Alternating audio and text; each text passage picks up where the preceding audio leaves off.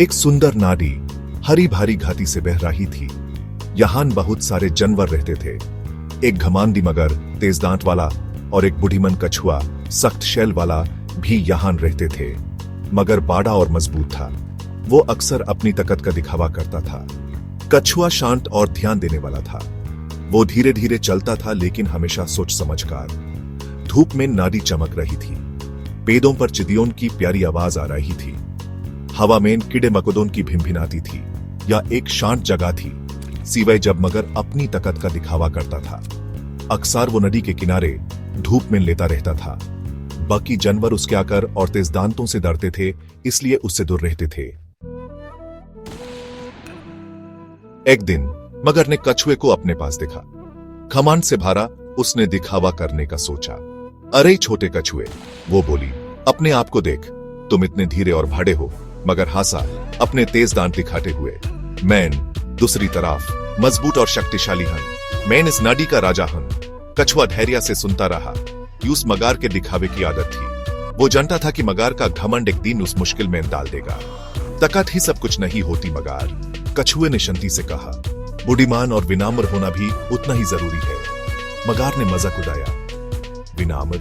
विनम्रता से क्या फायदा? मैं किसी भी मछली से तेज तैर सकता हूं और अपने तेज दांतों से किसी भी शिकार को पकड़ सकता हूं। उसने जोर से अपने जबड़े बंद किए, जिसे पास की मछलियों में कपकपी मच गई। कछुए ने आभारी लग रहा था मगर सुनने को तैयार नहीं था। एक दोपहर मगर को ज्यादा ही घमंड आ रहा था। उसने कछुए को चुनौती देने का फैसला किया। कछुए, वो चिल्लाते हुए बोला, मैं तुम्हें रेस की चुनौती देता हूं।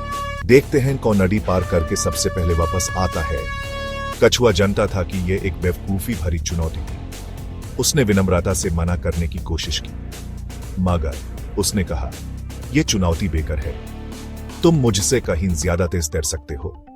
लेकिन मगर अपनी बड़ाई साबित करने पर अड़ा था। वो बेचैन होने लगा। क्या तुम डरते हो छोटे कछुए? मगर ने ताना मारा। डरपोक मत बनो, मेरी चुनौती स्वीकार करो। कछुए ने समझ लिया कि मगर रीजन नहीं सुनेगा। उसने इस मौके का इस्तेमाल मगर को विनम्रता का पाठ पढ़ाने का सोचा।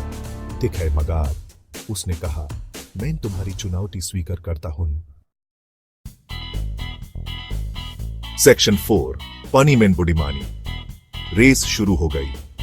जैसा कि अंदाजा था, मगर पानी में तेजी से आगे बढ़ा। वो पलक झपकते ही नाली के दूसरे किनारे पर पहुंच गया।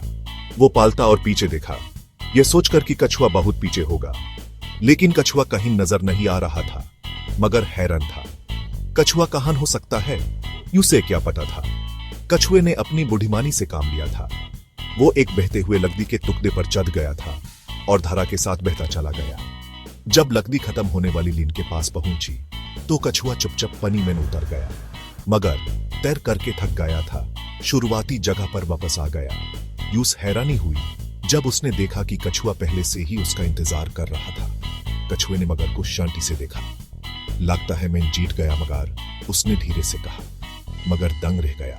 यूस विश्वास नहीं हो रहा था कि उस धीरे और स्थिर कछुए ने हरा दिया है। सेक्शन 5, विनम्रता का पाठ। मगर को शर्म आई। यूस एहसास हुआ कि उसके घमंड ने यूस अंधा बना दिया था। उसने कछुए की बुद्धिमानी और चालाकी को कम आंक लिया था। तुम सही थे कछुए, उसने विनम्रता से स्वीकार किया। ताकत ही सब कुछ नहीं होती। मैं तुम्हें चुनौती देकर बेवकूफ था। कछुए ने दयालु से मुस्कुराया। सीखने के लिए हमेशा कुछ न कुछ होता है मगर, उसने कहा। असली ताकत विनम्रता और बुद्धिमानी में होती है, सिर्फ शरीर की ताकत में नहीं। उस दिन से मगर ने अपने घमंड पर कंट्रोल करना सीखा। वो बुद्धिमान कछुए से दोस्त बन गया, यह समझकर कि सच्ची दोस्ती किसी भी दिखावे से ज्यादा कीमती होती है। नदी फिर से शांति से बहने लगी। अपने साथ एक कीमती सबक ले जाती हुई। घमंड हमेशा बर्बादी की तरफ ले जाता है और सच्ची दोस्ती विनम्रता और समझ में मिलती है।